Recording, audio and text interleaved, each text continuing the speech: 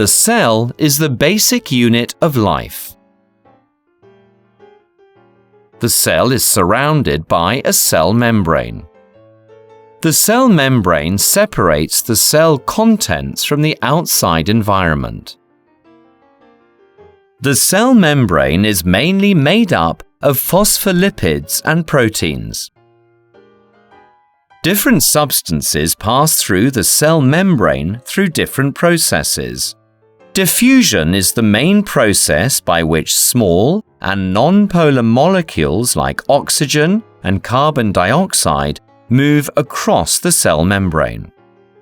For example, when there is a difference in the concentration of oxygen molecules between the outside and the inside of the cell, there will be a net movement of oxygen molecules from the region of higher concentration to the region of lower concentration, until the molecules are evenly distributed.